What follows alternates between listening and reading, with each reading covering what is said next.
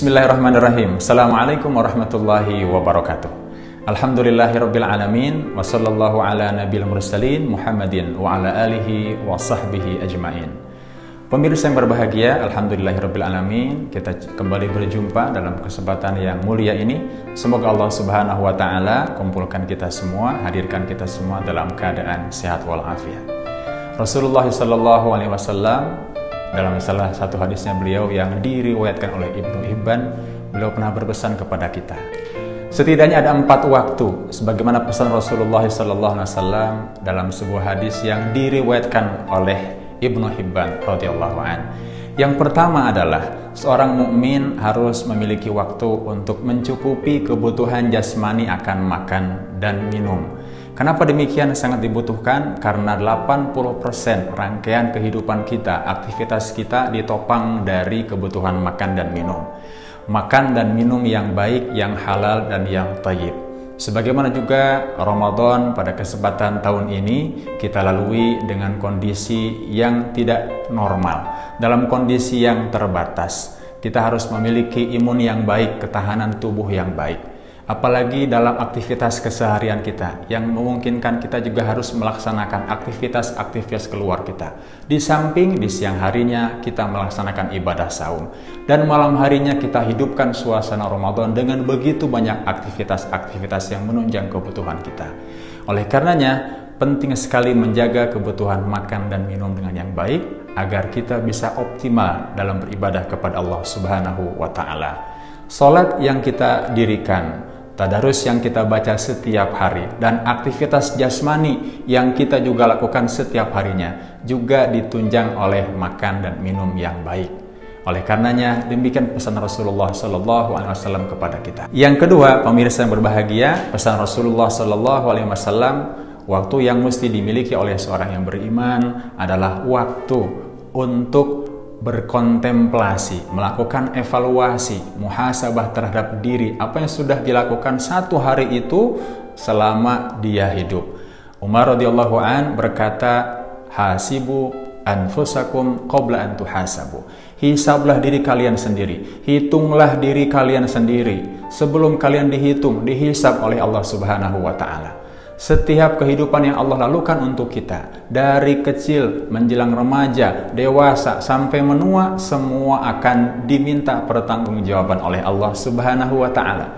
Ada pepatah yang mengatakan, let's begin the end of the mind. Mari kita mulai dari akhir untuk menuju sebuah tujuan harapan. Dari pertama apa yang mesti kita lakukan, tujuan pertama apa yang mesti kita lakukan, karena setiap hal akan diminta pertanggungjawaban oleh Allah Subhanahu wa taala, maka selayaknya lah pula kita mempersiapkan apa yang sudah akan kita rencanakan di esok hari.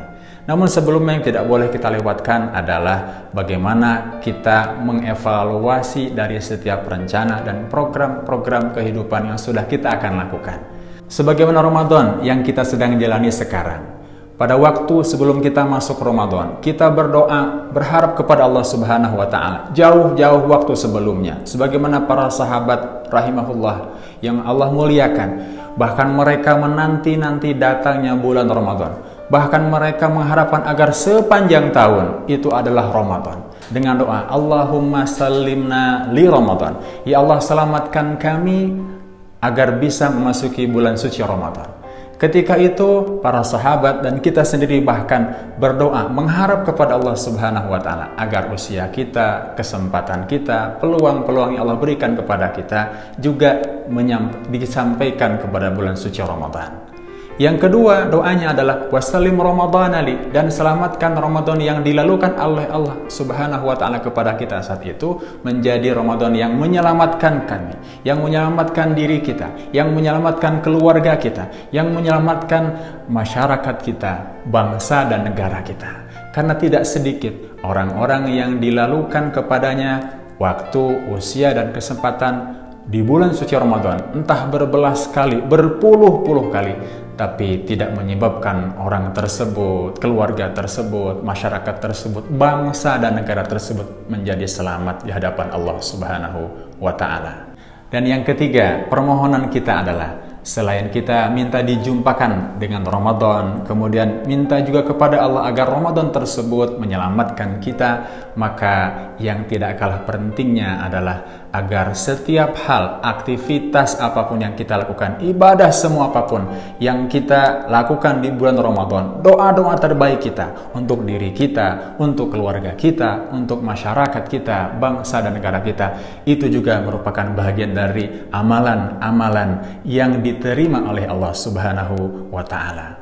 Oleh karenanya, pemirsa semua yang berbahagia, pentingnya kita untuk senantiasa mengevaluasi dari setiap rencana-rencana kehidupan kita, menyebabkan segala sesuatu kita bisa lakukan dengan terukur, dengan jelas, dengan pasti, dan seolah-olah Allah Subhanahu wa Ta'ala melihat kita dari rencana, dari pelaksanaan sampai evaluasi yang terbaik yang kita inginkan dari setiap rencana-rencana ibadah tersebut.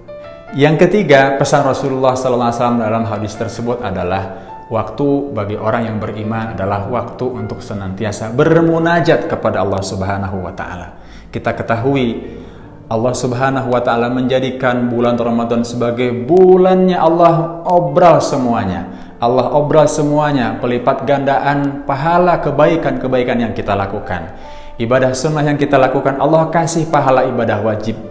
Seperti halnya kita lakukan pada waktu-waktu di luar bulan suci Ramadan. Apalagi ibadah wajib kita, Allah bahkan lipat gandakan berpuluh-puluh, beratus, bahkan tidak terhingga jumlahnya pahala kebaikan tersebut untuk diri kita. Keberkahan Allah Subhanahu wa Ta'ala turun untuk kita. Tuzidukum fit ta'ah. Tuzidukum fit ta'ah. Semakin kita melakukan begitu banyak nilai-nilai ketaatan kita kepada Allah Subhanahu wa Ta'ala, ziyadatul khair, semakin banyak nilai-nilai kebaikan yang sudah kita lakukan, kebaikan yang kecil, yang kelihatan, yang nggak kelihatan, yang kerasa, nggak kerasa, semua karena izin dan keberkahan serta kebaikan dari Allah Subhanahu wa Ta'ala. Oleh karenanya pentingnya kita untuk mengkontemplasi, mengevaluasi diri kita, kita melakukan upaya-upaya perbaikan dalam diri kita, itu bahagian dari upaya diri kita di hadapan Allah Subhanahu wa Ta'ala. Sebagaimana bulan suci Ramadan, Allah jadikan untuk kita sebanyak-banyaknya seorang hamba minta sama Allah apapun yang dia inginkan. Allah Subhanahu wa Ta'ala menyenangi seorang hamba yang menengadahkan tangannya ke langit Allah Subhanahu wa Ta'ala. Sampai Allah malu kalau Allah Subhanahu wa Ta'ala tidak mengabulkan doa seorang hamba tersebut. Oleh karenanya, pemirsa yang berbahagia, jadikan waktu-waktu terbaik yang Allah berikan, lalukan di Ramadan ini dengan waktu-waktu banyak sekali dengan permohonan terbaik kita kepada Allah, untuk diri kita, untuk pasangan kita, untuk keluarga kita, anak-anak kita, untuk masyarakat kita, bangsa dan negara kita. Kita minta sama Allah agar Allah memberikan yang terbaik untuk semuanya. Yang terakhir, pemirsa yang berbahagia, pesan Rasulullah SAW kepada kita untuk mentafakuri, memikirkan ciptaan Allah Subhanahu wa Ta'ala. Allah Subhanahu wa Ta'ala menciptakan ayat-ayat qauliyah yang tertulis dalam kitab Al-Quranul Karim, yang kita baca setiap saat, setiap waktunya. Namun juga Allah Subhanahu wa Ta'ala menciptakan di sekeliling kita, di sekitar kita, ayat-ayat kauniyah, ayat-ayat yang tercipta. Semata-mata itu untuk meningkatkan, menumbuhkan keimanan kita, ketakwaan kita kepada Allah Subhanahu wa Ta'ala. Inna fi khalqis samawati wal ard. Sesungguhnya dalam bergilirnya malam menjadi siang, dalam penciptaan langit dan bumi, kemudian bergilirnya malam menjadi siang, terdapat tanda-tanda penciptaan Allah Subhanahu wa Ta'ala bagi orang-orang yang berakal. Pemirsa yang berbahagia, dari 4 hal tersebut kita menjadi lebih yakin betapa Rasulullah SAW menginginkan agar kita menjadi hamba-hamba yang selain kita bermunajat kepada Allah, memohon segala sesuatunya kepada Allah, tapi juga kita juga ingat dengan kebutuhan jasmani kita akan makan dan minum untuk mengoptimalkan kinerja dan kerja serta ibadah kita. Tapi juga yang ketiganya, kita diminta untuk menjadi hamba-hamba Allah Subhanahu wa Ta'ala yang mengevaluasi kerja kita, mengevaluasi setiap aktivitas ibadah kita, agar kita senantiasa bisa lebih meningkatkan entah secara kualitas, entah secara kuantitas ibadah tersebut di hadapan Allah Subhanahu wa Ta'ala. Dan yang keempat adalah kita juga diminta untuk bertafakur, berfikir, karena demikianlah baginda Rasulullah SAW memerintahkannya kepada kita. Semoga dengan menjalankan 4 poin tersebut kita menjadi hamba-hamba Allah Subhanahu wa Ta'ala yang juga bisa mengaplikasikan perintah-perintah serta sunnah-sunnahnya baginda Rasulullah SAW sebagai bentuk cinta kepada beliau. Demikian yang bisa disampaikan. Mohon maaf jika ada perkataan yang kurang berkenan. Semoga bermanfaat. Assalamualaikum warahmatullahi wabarakatuh.